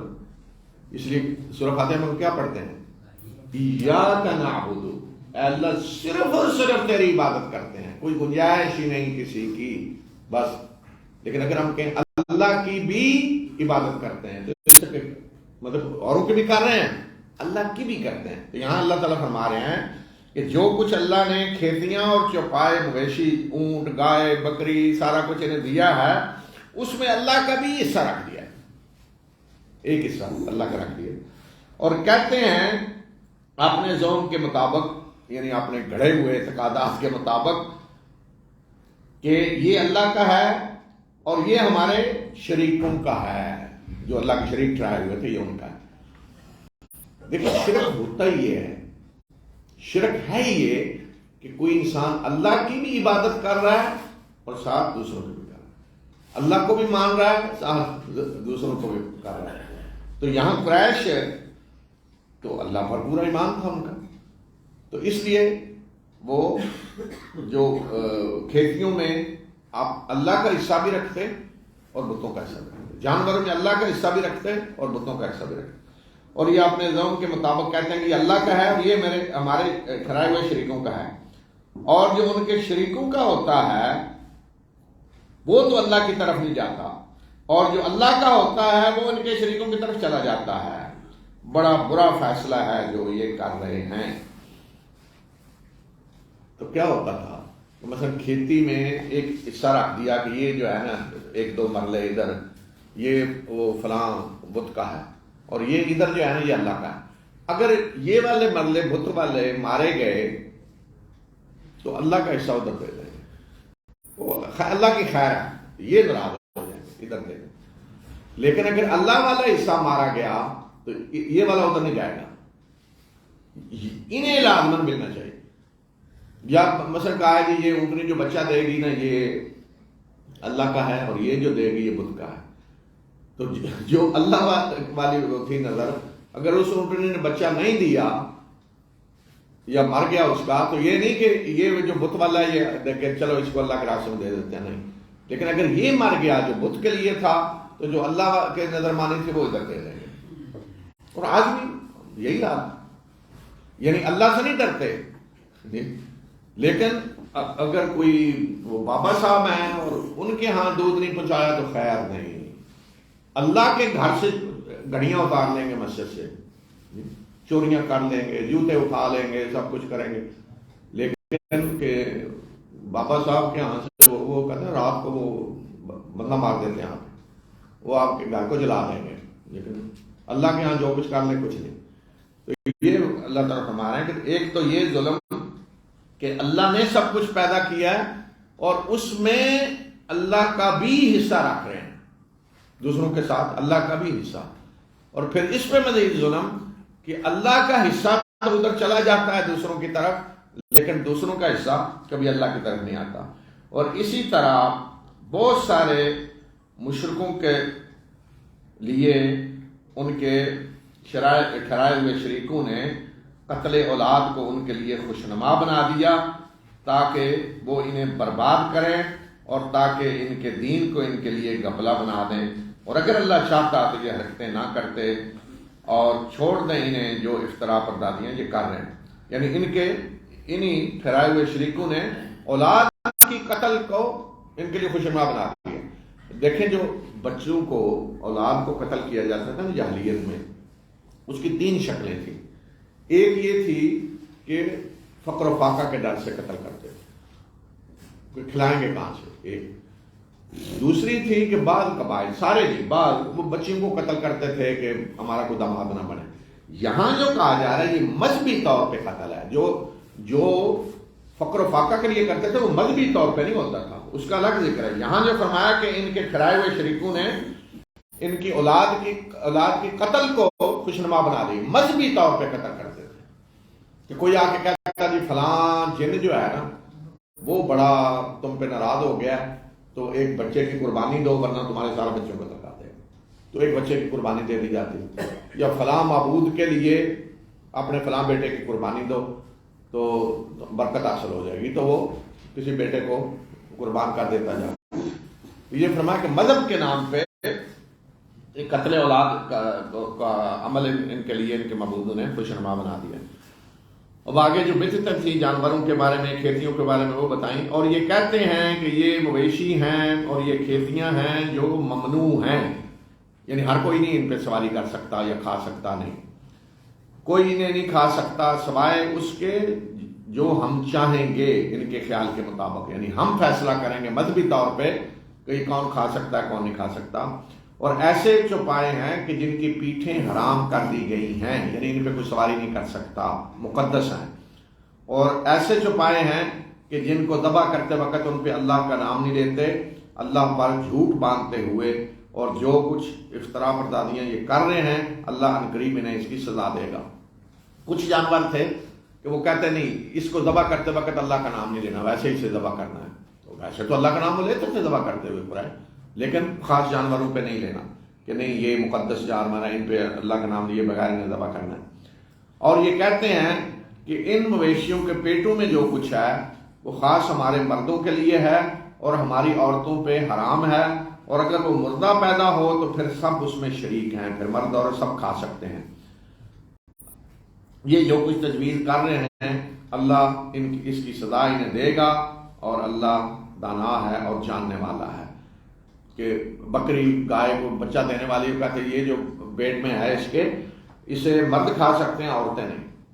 ہاں اگر مردہ پیدا ہو تو پھر دونوں کھا سکتے ہیں. یہ شریعت انہوں نے مشرکانہ شریعت بنائی تھی، جیسے ہمارے یہاں کہیں ختم ہے اس کا ٹائم ہوگا جی. یہ ایک تو تاریخ ہے نہیں، یہ سورج نکلنے سے پہلے مجھے یاد ہے بچپن میں کوئی سنا کرتے تھے ختم، وہ جاگنے سے پہلے ہی ہو جاتا تھا راتوں رات ہی، اور اس میں کنڈے وونڈے ہوتے تھے خیر کوئی، اور ٹائم بھی ایسا ہے، پھر اس میں گھی دیسی ہونا چاہیے، اس میں دوسرا نہیں استعمال ہو سکتا. اور ایک ختم ہوتا تھا جسے اس طرح کا بھی ہوتا تھا کہ عورتیں نہیں اس میں سے کھا سکتے ہیں. تو اس طرح کی پوری وہ شریعت نہیں ہوتی ہے. تو یہ فرمایا کہ اللہ ان کی یہ جو سارا کچھ شریعت بنا رہے ہیں، تجویز کر رہے ہیں یہ چیزیں، اللہ ان کی سزا انہیں دے گا. یقیناً خسارے میں مبتلا ہوئے وہ لوگ جنہوں نے اپنی اولادوں کو بے وقوفی میں بغیر علم کے قتل کیا اور اللہ نے جو رزق انہیں دیا تھا اس کو انہوں نے اپنے اوپر حرام کر لیا. اللہ پہ جھوٹا افتراء کرتے ہوئے یہ لوگ گمراہ ہو گئے اور یہ ہدایت یافتہ نہیں تھے، سیدھے راستے پہ نہیں تھے. یعنی اولادوں کو بھی قتل کیا مذہب کے نام پہ بیوقوف بن کے، اور اللہ نے جو رزق دیا پاکیزہ اس کو بھی حرام کر لیا اپنے اوپر. جو وہ کہتے رہے یہ حرام ہے، یہ حرام ہے، یہ وہ حرام کرتے گئے. وہ اللہ ہی ہے کہ جس نے تمہارے لیے باغ اور وہ اللہ ہی ہے جس نے تمہارے لیے ایسے باغ بنائے ہیں کہ جو تم بیلیں جن کے اوپر چڑھاتے ہو، اور نخلستان پیدا کیے ہیں، اور کھیتیاں کہ جن کی پیداوار، جن کے ذائقے مختلف ہیں، اور زیتون کے باغ اور انگور کے باغ جو آپس میں ملتے جلتے بھی ہیں اور ایک دوسرے سے الگ بھی ہیں. ان کے پھلوں کو کھاؤ جب یہ پھل دیں، اور جب ان کی فصل کاٹو تو اس کا حق ادا کرو، اور حد سے تجاوز نہ کرو، بے شک اللہ حد سے تجاوز کرنے والوں کو پسند نہیں کرتا. تو فرمایا کہ باغ اللہ نے ہر قسم کے پیدا کیے، کھجوریں جیسے پہلے بھی کہا، اللہ اپنی نعمتیں یاد دلا رہا ہے. اور یہاں خاص طور پہ فصلوں اور باغوں کی زکوٰۃ کا حکم دیا ہے. وَآتُوا حَقَّهُ يَوْمَ حَصَادِهِ، کہ ان سارے باغوں فصلوں کی زکوٰۃ دو، حق دو. یعنی زکوٰۃ جس روز انہیں کاٹو، جس روز باغ کا پھل کاٹو اس کی زکوٰۃ دو، اس کا حق، فصل کاٹو اس کا حق. تو یہ کیا کتنا ہے؟ یہ عشر ہے، 10%. لیکن اگر باغ کو پانی دیا جا رہا ہے اور باقی اس پہ خرچ کیا جا رہا ہے تو پھر 5% ہوگا. عام زکوٰۃ 2.5% ہے، اور یہ 10% ہے اس باغ یا فصل کی جس پہ آپ کو کوئی خرچ نہیں کرنا پڑ رہا. یہ جسے کہتے ہیں آج بارانی زمین، بس آپ نے بیج ڈال دیا اور اس کے بعد بارش ہوئی اور فصل ہوگی، بس اس میں 10% ہے. لیکن جہاں آپ پانی دے رہے ہیں، کھاد دے رہے ہیں اس پہ، لیکن اس دور میں تو پانی ہوتا تھا. تو جس کو خود پانی دیا جا رہا ہے، جس پہ خرچ آ رہا ہے آپ کا پانی دینے پہ، آپ کنویں سے پانی دے رہے ہیں جیسے آج نہری پانی ہے، تو اس میں نصف عشر یعنی 5% ہے.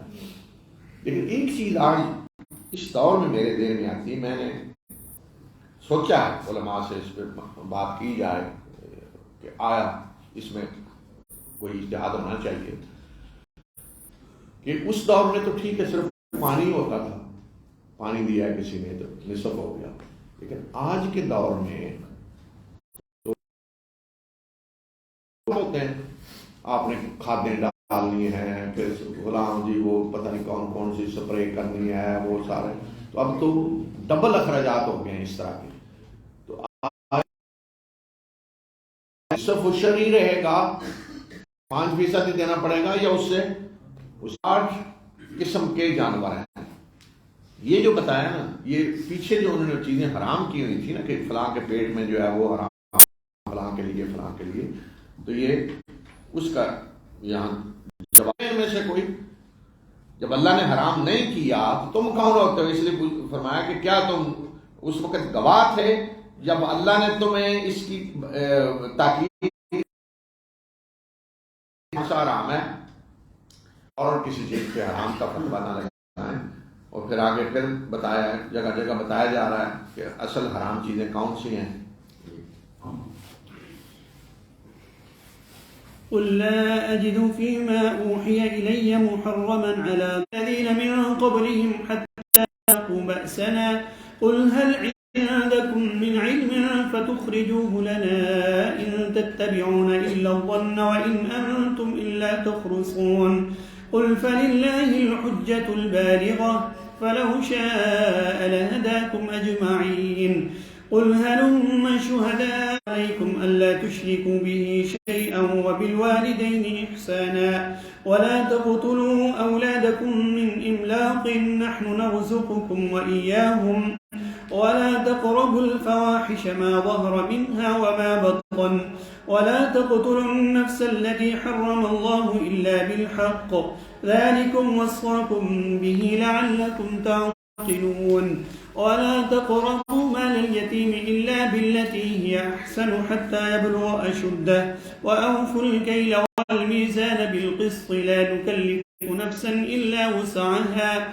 وإذا قلتم فعدلوا ولو كان ذا قربى وبعهد الله أوفوا ذلكم وصاكم به لعلكم تذكرون وأن هذا صراطي مستقيما فاتبعوه ولا تتبعوا السبل فتفرق بكم عن سبيله ذلكم وصاكم به لعلكم تتقون ثم آتينا موسى الكتاب تماما على الذي أحسن وتفصيلا لكل شيء وهدى ورحمة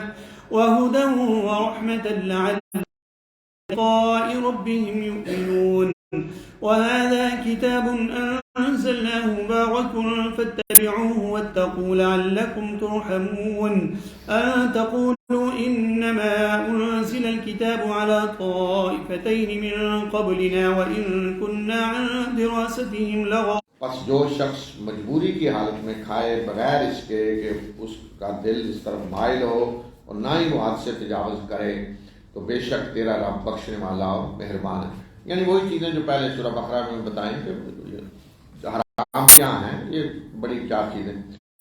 اور جو لوگ یہودی ہوئے ان پہ ہم نے ہر ناخنوں والی چیز حرام کر دی اور گائے اور بکری کی چربیاں ہم نے ان پہ حرام کر دی سوائے اس کے جو کچھ چیزیں ہم نے حرام کی تھی چربی اور ناخنوں والی، یہ انہیں سزا دی تھی سرکشی کی. باقی جب تورات نازل ہوئی تو اس میں ساری جو اصل حرام چیزیں تھیں وہی آئی. بس اگر یہ لوگ آپ کو جھٹلاتے ہیں تو کہہ دیجئے کہ تمہارا رب بڑی وسیع رحمت والا ہے اور اس کا عذاب مجرم قوم سے ٹالا نہیں جا سکے گا. جب عذاب اس کا آئے گا، پکڑ آئے گی، تو مجرموں سے اس کی پکڑ کو کوئی روکنے والا نہیں ہے. جن لوگوں نے شرک کیا وہ کہتے ہیں کہ اگر اللہ چاہتا تو نہ ہم شرک کرتے اور نہ ہمارے آباء و اجداد اور نہ ہم کسی چیز کو حرام قرار دیتے. اسی طرح ان لوگوں نے جھوٹ بولا جو ان سے پہلے گزرے ہیں، یہاں تک کہ انہوں نے ہمارے عذاب کا مزہ چکھ لیا. انہیں کہیے کہ کیا تمہارے پاس کوئی علم ہے جو کچھ کہہ رہے ہو، تمہارے پاس اس کا کوئی علم ہے تو اسے ہمارے سامنے نکال کے لاؤ. تم تو صرف اور صرف گمان کی پیروی کر رہے ہو اور کیا سرائیاں کر رہے ہو. یہ جو بات کہ اگر اللہ چاہتا تو نہ ہم شرک کرتے، نہ ہمارے آباء و اجداد اور نہ ہم کسی چیز کو حرام کرتے، یعنی اللہ کے حکم کے بغیر. اللہ چاہتا یعنی زبردستی ہمیں روک دیتا. یہ آج بھی کچھ لوگوں کا اس طرح کی سوچ ہوتی ہے. مطلب کسی کو نماز پڑھیں گی، اللہ چاہے گا تو پڑھ دیں گے، مگر زبردستی اللہ پڑھائے تو پھر پڑھ دیں گے. اللہ نے تو دعوت دی ہے، اللہ کے رسول آ کے یہی بتا رہے ہیں، اللہ حکم دے رہا ہے. تو گویا کہ لوگوں کے ذہنوں میں یہ ہوتا ہے کہ اگر جو ہم کام کر رہے ہیں اگر اللہ کو پسند نہیں ہے، یہ حرام ہے، برائی ہے، تو اللہ زبردستی ہمیں روک کیوں نہیں دیتا؟ ہم جا رہے ہیں برائی کرنے تو اللہ ہماری ٹانگیں کیوں نہیں توڑ دیتا؟ تو اگر اللہ نے کچھ نہیں کیا تو اس کا مطلب ہے کہ جو کچھ ہم کر رہے ہیں وہ صحیح ہے، اللہ کو پسند ہے. تو یہ فرمایا کہ یہ پہلے لوگ بھی اسی طرح کی باتیں کرتے رہے ہیں اور یہاں تک کہ ہماری پکڑ کا وقت آ گیا. تو وہ چاہتے ہیں کہ اللہ ہمیں زبردستی روکے. تو اگر زبردستی اللہ نہیں روک رہا تو اس کا مطلب اللہ راضی ہے. حقیقت راس حجت تو اللہ کی ہے، اور اگر اللہ چاہتا تو وہ تم سب کے سب کو ہدایت دے دیتا. یعنی اگر زبردستی کرنا چاہتا تو سب کو ایک راستے پہ چلا دیتا. کہہ دیجئے کہ تم لاؤ اپنے ان گواہوں کو جو گواہی دیں کہ اللہ نے ان کو حرام کیا ہے. یعنی جن جانوروں کو تم حرام آج کہہ رہے ہو، لاؤ گواہ کے گواہی دیں کہ اللہ نے ان کو حرام کیا. بس اگر یہ گواہی دے بھی دیں تو اے نبی صلی اللہ علیہ وسلم آپ ان کے ساتھ گواہی نہ دیں اور آپ ان لوگوں کی خواہشات کی پیروی نہ کریں جنہوں نے ہماری آیات کو جھٹلایا ہے اور جو آخرت پر ایمان نہیں لاتے اور وہ اپنے رب کے ہمسر ٹھہراتے ہیں. کہہ دیجئے کہ آؤ میں تمہیں بتاؤں، کہہ دیجئے کہ آؤ میں تمہیں پڑھ کر سناؤں کہ تمہارے رب نے تم پہ کیا حرام کیا ہے، تم اس کے ساتھ کسی کو شریک نہ ٹھہراؤ. سب سے بڑی چیز اللہ تشرکو بھی شیئا، اس کے ساتھ کسی کو شریک نہ ٹھہراؤ. اور والدین کے ساتھ بہترین سلوک کرو اور اپنی اولاد کو فقر و فاقہ کے ڈر سے قتل نہ کرو. ہم انہیں بھی رزق دیں گے اور تمہیں بھی دیں گے. اور بے حیائی کے کاموں کے قریب نہ جاؤ، خواہ وہ ظاہری ہوں یا باطنی، ظاہری ہوں یا چھپی ہوئی بے حیائی. اور اس جان کو قتل نہ کرو نہ حق جس کو قتل اللہ نے حرام کیا ہے۔ ہر جان کا احترام ہے، اللہ نے ہر انسان کو امتحان کے لیے پیدا کیا ہے، تو اس کا قتل جائز نہیں ہے، سوائے ان شکلوں کے جو بتا دی گئی ہیں قرآن میں کہ کسی نے قتل کیا بدلے میں قتل کیا جائے، یا کسی نے فساد پھیلایا، یا کوئی کافر جنگ لڑنے آیا آپ سے تو ٹھیک ہے میدان جنگ میں، لیکن کسی کو صرف اس وجہ سے نہیں قتل کیا جائے گا کہ وہ کافر ہے، وہ مشرک ہے، ناحق قتل نہیں کیا جائے گا کسی کو۔ تو ہر جان کا احترام ہے۔ یہ وہ باتیں ہیں کہ جن کی اللہ تمہیں تاکید کر رہا ہے تاکہ تم سمجھو۔ اور یتیم کے مال کے قریب نہ جاؤ سوائے اس طریقے کے جو بہترین ہو، یہاں تک کہ وہ جوانی کو پہنچ جائے، یعنی جو طریقہ اس کو نشو و نما دینے کے لیے ہو، اس کی حفاظت کے لیے ہو، اور انصاف کے ساتھ ناپ تول کرو۔ اللہ اور ہم کسی نفس پہ اس کی وسعت سے زیادہ بوجھ نہیں ڈالتے، اللہ کسی پہ اتنی ذمہ داری نہیں ڈالتا کہ جو وہ اٹھا نہ سکے۔ اور جب تم بات کرو تو انصاف کی بات کرو، اگرچہ کوئی سامنے قرابت داری کیوں نہ ہو، یعنی اس کی ذات کس پہ آ رہی ہے یہ نہ دیکھو، اور اللہ کے ساتھ کیے ہوئے عہد کو پورا کرو۔ یہ وہ چیزیں ہیں کہ جن کی اللہ تمہیں وصیت کر رہا ہے تاکہ تم سبق حاصل کرو، اور یہ ہے میرا سیدھا راستہ، اسی کی پیروی کرو، اور اس کو چھوڑ کر دوسرے راستوں پہ نہ چلو، ورنہ تم اللہ کے اس راستے سے بھٹک جاؤ گے، ہٹ جاؤ گے۔ یہ ہے وہ چیز کہ جس کی اللہ تمہیں تاکید کر رہا ہے، وصیت کر رہا ہے تاکہ تم تقوی کی روش اختیار کرو۔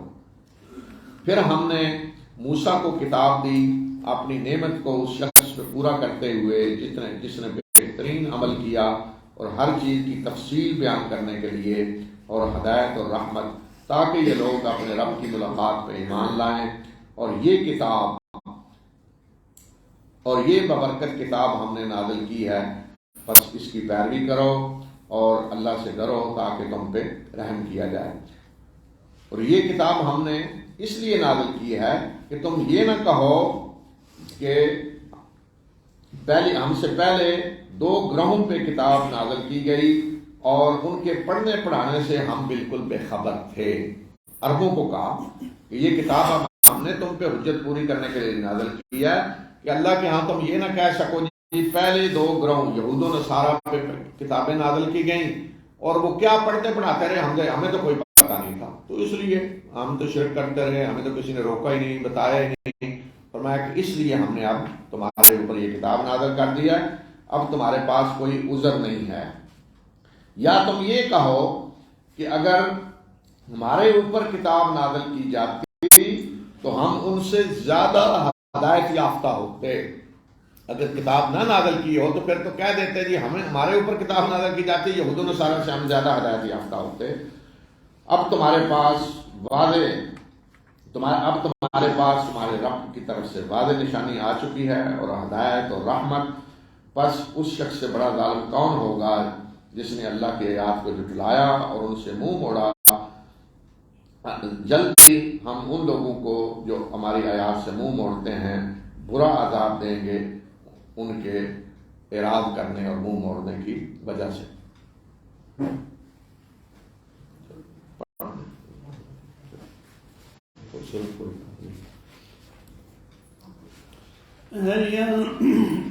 هل ينظرون إلا أن تأتيهم الملائكة أو يأتي ربك أو يأتي بعض آيات ربك يوم يأتي بعض ينفع نفسا إيمانها لم تكن آمنت من قبل أو كسبت في إيمانها خيرا قل انتظروا إنا منتظرون إن الذين فرقوا دينهم وكانوا شيعا لست منهم في شيء إنما أمرهم إبراهيم حنيفا وما كان من المشركين قل إن صلاتي ونسكي ومحياي ومماتي لله رب العالمين لا شريك له وبذلك أمرت وأنا أول المسلمين قل أغير الله أبغي ربا وهو رب كل شيء ولا تكسب